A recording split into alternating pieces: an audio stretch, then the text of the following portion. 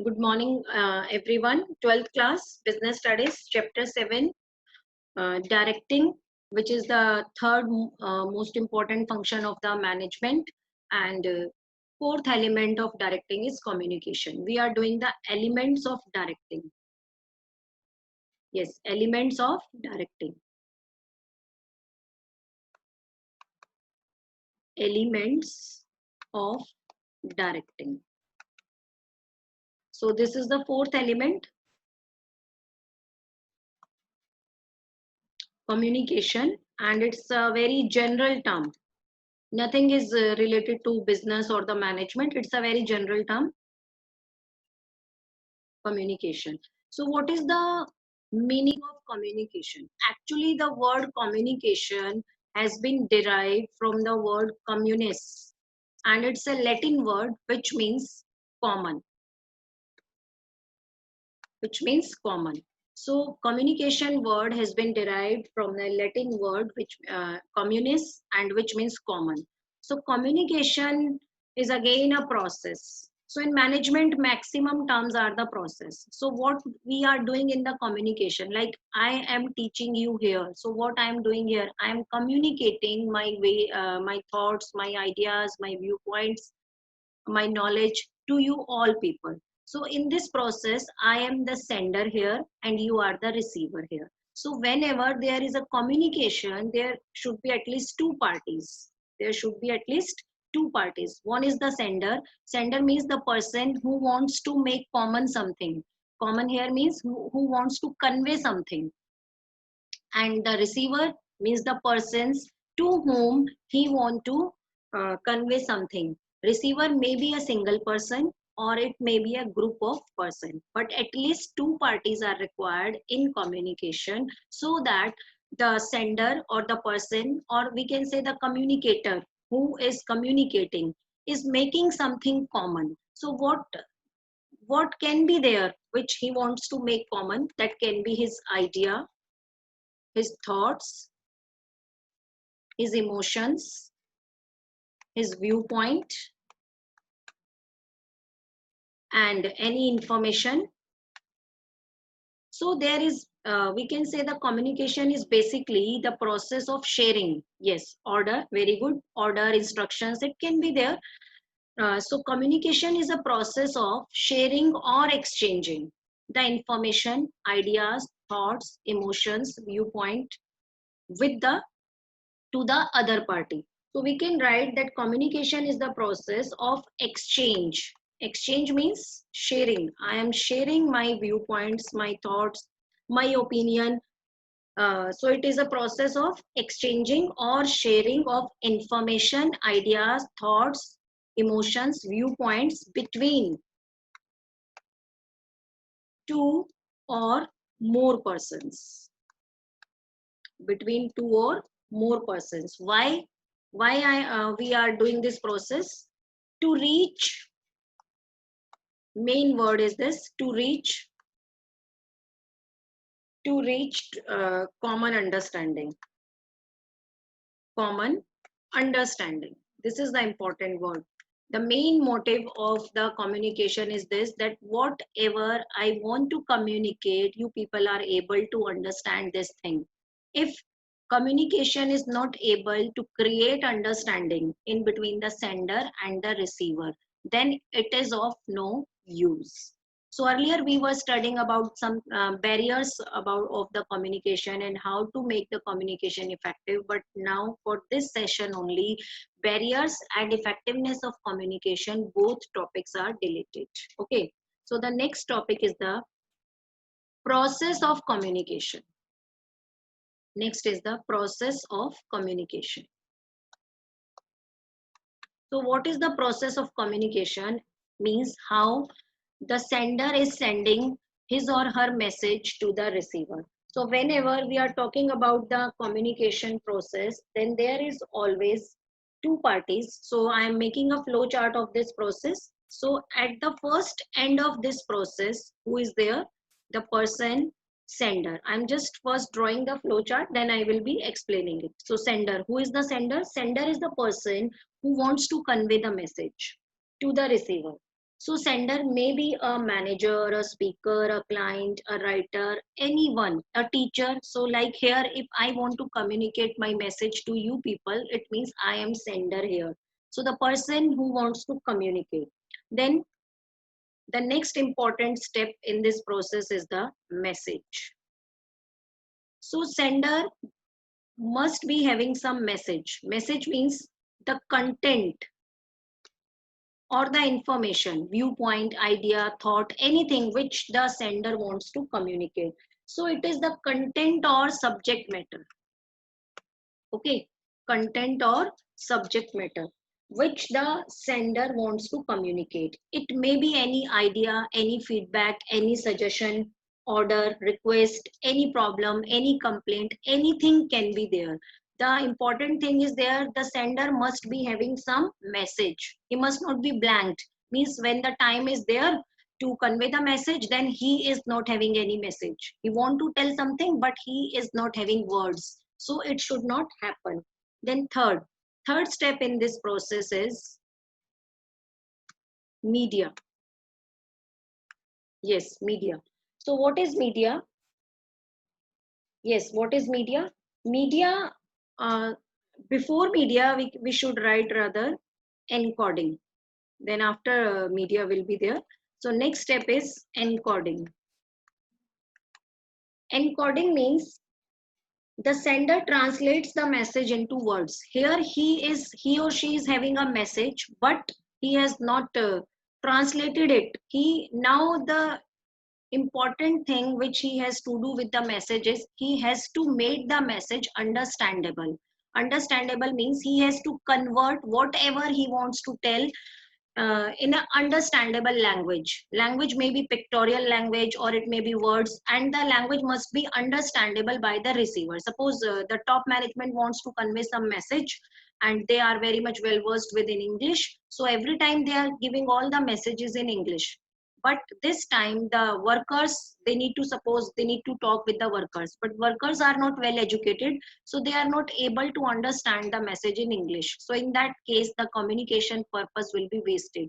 So here in the message he needs to encode it. Encode means translation the message into words, symbols, gestures, drawings, etc., which may be pictorial translation, because you all have studied that a picture is worthful more than 10,000 words. So sometimes pictorial encoding is also done.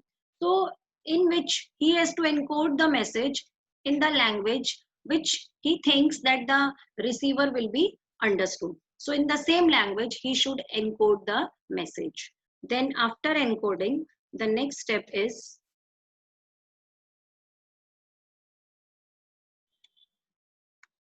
yes, media. Yes, it is the media. Media, the other name of the media is communication channel. So now he has to decide when he is ready with the message in his mind. So now he has to decide that which path, which route, which method he should use to send the message to the receiver. So he has to select the media. So media is a route or medium or way through which encoded message is passed by the sender to the receiver. So the media can be like, here the media is online media we are using here, because offline classes are not possible nowadays. So each and every teacher is using online media, and sometimes the online media may be,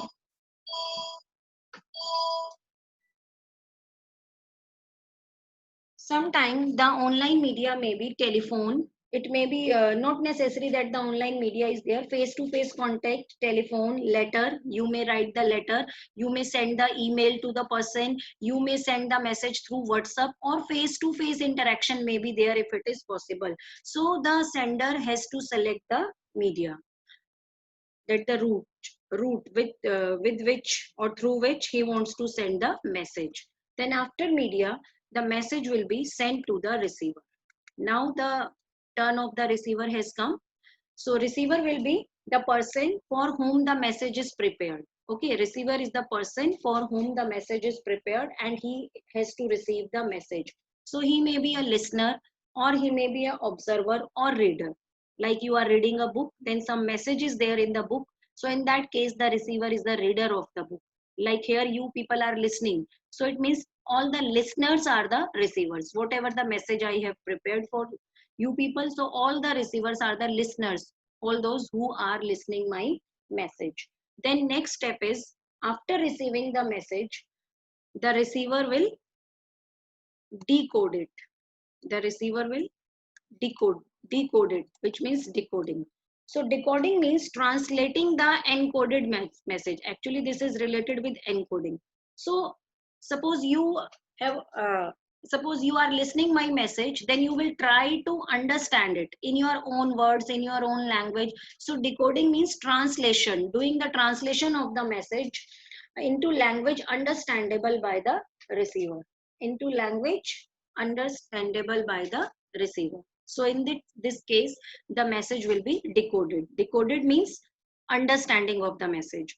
So this step is very much important. This decoding can be done in well manner only when the message is presented in the same language in which the sender, the receiver is able to understand. Suppose to a Frenchman or to the French people, you are trying to give the message in Hindi, then they will not able to decode it. You have encoded the message in Hindi, but the French people will not be able to decode it because they don't know Hindi language. So in that case, there will be no decoding or understanding. So basically, decoding means understanding of the message.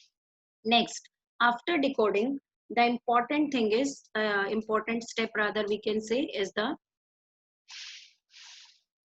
feedback.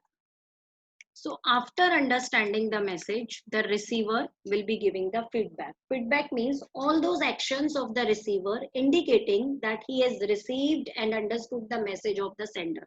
So like here also we are sometime doing the feedback session. After explaining the topic, I am asking some questions from you people. So that is your feedback, whether you people are able to understand the message. Sometime I am asking that whether the concept is clear, then you people are writing yes ma'am. It means that is your feedback. Feedback means now the sender will be comfortable that the message is understood by the receiver. It means whatever he want to convey, that is actually conveyed.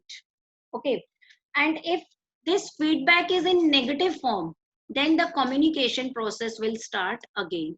Okay. So if feedback is positive form, in positive form, then the message will be over. The communication process will be over because whatever the sender wants to explain, he has already explained and the receivers have understood it. So it means that particular process has been ended. Now for another message, he will start again the same process. But if feedback is negative, so you can see that I have joined the process with the first step. What does it mean? It means the complete process will be starting again. And sometime in between this process, there is one obstacle. That obstacle is known as noise. It's a very important one marker question. Sometime in between the communication process, we may have some obstacle. That obstacle, hindrance, problems in the communication process is known as noise. So it's a one marker question. Define noise. Noise means some obstructions, obstacles or hindrances to communication. These hindrances may be caused to sender, message or receiver. This hindrance may be caused on from any one of side, like sender is not able to communicate his message properly, or he is not in his mental state, message was not properly encoded, so this can be a noise or obstacle. And sometimes sender is sending the message in proper manner, but at the same time the receiver is not attentive, his mind is somewhere else. Maybe like I am teaching here and some of the students are not listening carefully, side by side suppose they are doing some another work. So in that case, it will be a problem in the communication process. All those students will not be able to understand the concept.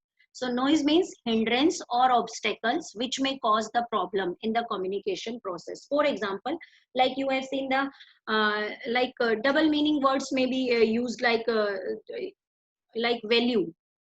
Value is a word which have different meanings. Like value means somewhere the value is used as important. What is the value of discipline? So that is the, it means there the value is used for importance.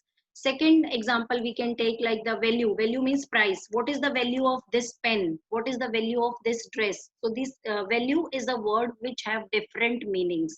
So suppose you want to ask about the importance of something by saying value, but the receiver has understood at the price, that what is the price of this particular thing. Like here, if we are doing the online class, then we may having some noise like the connection problem. So that is the serious and the biggest problem. Some students may not be having good connection, that just because of that sometime they are not able to listening my voice, or they are um, disconnecting themselves just because of poor connection, then they are joining again. So in that case, in between 2 or 3 minutes, the time which is wasted for the rejoining, so some important things they can miss. So that is also an obstacle. Now, one more example I have given you, inattentive receiver. Suppose you are not attentively listening. In that case, the communication process will not be completed. Faulty decoding, like here I told you. One more example I am giving you for faulty decoding. The sender has not used the punctuation mark properly. I'm just writing one statement. Listen it carefully. Stop, not go. This is one statement. And now you can see that just because of punctuation mark, how this statement changes its meaning. Like if I'm putting the comma here, stop, not go. What does it mean? That the sender wants that the receiver should stop. Wherever they are, they should stop there, not go. Means they need not to go. And suppose the sender has put the comma at wrong place and here. So you can see that the meaning has completely changed. Now the comma is after not. It means stop, not go. It means in this statement, the sender is giving instruction for not stopping. So he is saying that all the listener, all the persons, all the receivers should go. They should not stop. So just because of wrong punctuation mark, serious things can happen in life, and the communication uh, objective cannot be achieved. So suppose the sender wants to say stop, not go, but by mistake he has put the comma here. So what can happen? Everyone will stop. So wrong decoding as well as wrong encoding, both methods may be there. And in the example of value, they may do the wrong decoding. The sender wants to say with the value importance, he means value means importance, and the receiver is taking value means price. So in both the cases, there will be problem. So sometimes there may be coughing problem, like we are talking on the phone and there is some very much disturbance in the phone line connection, or the person wherever they are sitting, there is a like sometime I am teaching you and some persons are listening the song, or there is a very much obstruction or noise at their house in any of the room, or somewhere has come to their home. So that's why there is a noise and they are not able to listen whatever I am telling or teaching. So in that case also there will be noise. So this is a very important topic, and this is over. So these are the different steps in the communication process. I am repeating again: sender,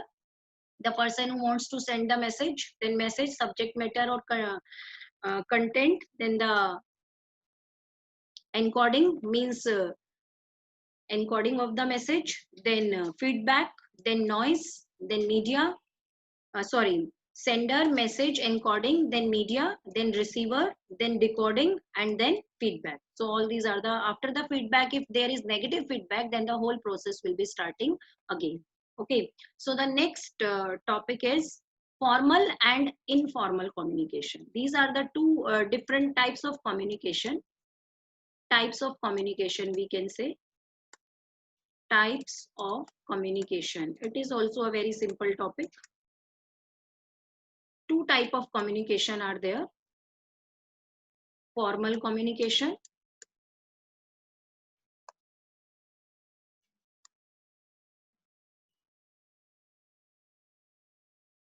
and informal. You have already studied about the formal and informal organization, so something same is there. Informal communication. Okay, so formal communication further can be of two types: oral and written. Okay, this is the one format of the formal. Formal communication, as the name implies, it means it is a channel of communication, which is, we can say, the official communication. Okay, official communication means the communication in between the superior and subordinate. Like orders are given, instructions are given, and feedback is given. Superior is giving orders, instructions, and subordinates are giving their complaints, their suggestions, or their feedback. So it is the communication which is deliberately designed by the organization or by the top management. In this, reporting system is there, that who will be reporting which one. So this communication is strictly following the principle of scalar chain. Scalar chain, it means superior and subordinate relationship. So this communication means the communication which flows through official channels and designed in the organization chart. Like this is the organization chart. In this, the different departments are there, and here the top management is there. Here the lower management is there. So they all are communicating with each one. So why they are communicating? Because they all are related with each other.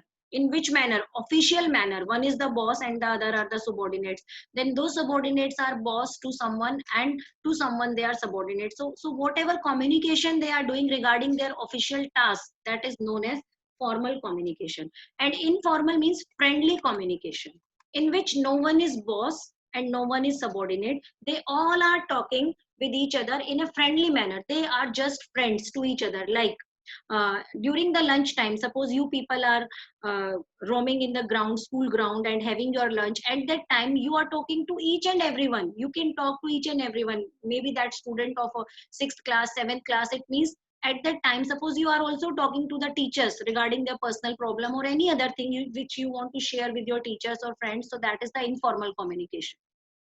So informal communication means that there is a friendly relation in between both sender and the receiver. There is no official relationship, and there is no yes, there is no superior and subordinate. Yes, Gurnur, very good. Gossiping. So it's a good example of informal communication. It's a gossiping. You are doing the gossip with your friend circle. So that is the informal communication, and there is no scalar chain. Here the subordinates can just talk to their boss directly, because in scalar chain the chain is not skipped. So now the lower level employees even can talk to the top level employees. Suppose there is a family function of any employee, and he has invited all from the top level, from the middle level, and lower level, and they all are sitting in a group, and they are just talking about their personal issues, their families, their children, and all other things, their interest areas, their hobbies. They are talking about a cricket match, they are talking about a movie, they are talking about the current news session. So all these are the informal communication, and there is no superior subordinate relationship is there. All are taking active participation in the communication. And this communication, informal communication, is also known as grapevine communication. Okay, grapevine communication. Why? Because it spreads just like a grapevine. So an informal communication basically gives rise to the rumors. So because whenever there is unlimited communication without anything, without any source of information, so that's why it communication gives personal and mental satisfaction, as well as the biggest demerit of this communication is rumors. It spreads rumors, because think whenever there is a gossip, then there is a more chances of the rumors. Okay, and why I'm telling you that it is a grapevine communication? Because it spreads just like grapevine. Grapevine means ki, whenever you will see the grapevine, it is very much difficult to see its beginning point and its ending point. Because in grapevine we cannot say that from where it is starting and to where it will be ending. So similarly, in informal communication, it will be very much difficult to find out the starting point of the rumor and the ending point of the rumor. Very good example we can take of the WhatsApp messages. On WhatsApp messages, sometimes the informal communication is there. We have made many professional groups as well as the family group and the other friendly groups. So in professional groups, we are just talking about the professional matters, but in family groups, sometimes we are also passing the WhatsApp messages, and it's very difficult to find out that from where actually that message has been started.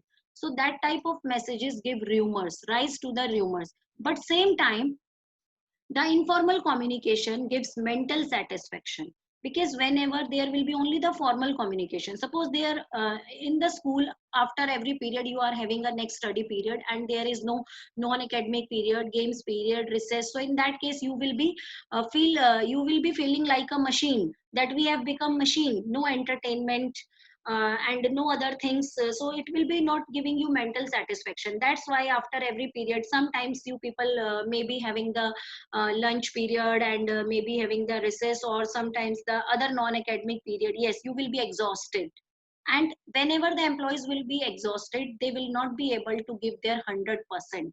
So it will result in wastage of time and efforts as well. So formal and informal both have their own merits and demerits, and out of those, some merits I have told you, and whatever the merits of formal are there, the merits of formal are the demerits of informal. Like in formal, we are giving more focus on work, and in informal, so that will become the demerit. There is no focus on work, and they are doing the personal talks rather. So I'm just writing the merits of formal, that will become the demerits of informal. There is a late or time consuming process. It's a time consuming process, because the we are following the principle of scalar chain. So the communication will go on very slow. But here, there is no communication chain, there is no scalar chain. So it's a very speedy or fast. It is the, it's a merit, it's the demerit. I'm writing mixed of merits and demerits. So it will become the merit of informal communication. And one of the other important merit is that it's authentic. So whatever the information is passed in the formal communication, that is authentic, means it cannot be fake. But here, non-authentic information can be there, basically the rumors. It gives rise to the rumors. And one more thing, it is normally written. Authentic communication, whatever the official conversation is there, normally it is in written form, and it is mostly in verbal form. Whenever a friend circle, you are sitting in a friend circle, then you are not communicating in writing form, you are just communicating in verbal form. And this fulfills the organizational needs, this communication. So this can be the difference as well as the points of merits and demerits. Whenever you are doing two concepts side by side in the difference form, then they will be giving you, telling you the headings for the merits and demerits. So some may be the merits and some may be the demerits, and the merits of formal will become the demerits of informal, because both concepts are simultaneously related to each other. So organizational needs, so it fulfills the organizational needs, but it fulfills the mental or personal needs, mental satisfaction, social needs, we can say, all the social media, that is the informal. So it fulfills our social needs or personal or mental needs. Okay. So in this information, accountability can be fixed up, because the source of the information is very well known. We know that from where the information has come. But in this communication, the source of information is not known. So sometimes it becomes difficult to fix the accountability. Who has actually started the rumor? Okay, so it has become very difficult. Clear? And this information is secret, and this cannot be secret. So leakage of the information can be there, because anyone can talk to anyone. There is no superior subordinate relationship. So this is all about today's topic, in which we have done the communication. So please tell me, is it clear or not? Give me your feedback, please.